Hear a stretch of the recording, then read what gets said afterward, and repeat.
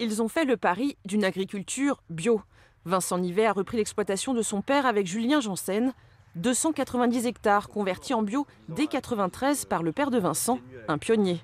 Pour cette nouvelle génération, s'engager dans une agriculture naturelle est aujourd'hui une évidence. Quand mon père a fait sa conversion en bio, moi j'avais 13 ans.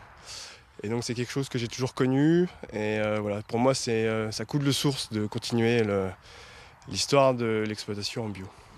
Au fil du temps, Julien et Vincent sont devenus astucieux. Une céréale et une légumineuse au même endroit, c'est un mariage impensable dans l'agriculture conventionnelle. Ici, l'orge, plus couvrante, va prendre la place des mauvaises herbes et limiter ainsi le recours aux pesticides. Mais travailler en bio ne signifie pas refuser le progrès.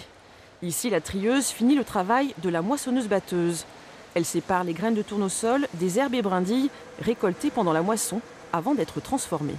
Ce lot de tournesol, il va être destiné à une usine de Sancoins, dans le sud du département, qui fait des graines germées pour le grand public.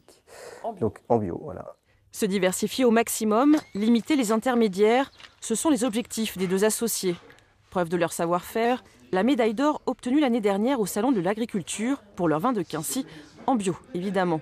Et pourtant, les rendements de vignes sont souvent très aléatoires. On peut perdre quasiment 2/3 d'une récolte sur les années très humides.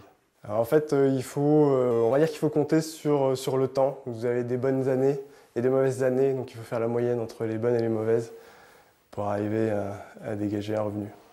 Pour l'instant, Julien et Vincent ne peuvent pas se permettre de répercuter tous les surcoûts de main-d'œuvre, mais pour rien au monde, ils ne changeraient leur manière de travailler la terre.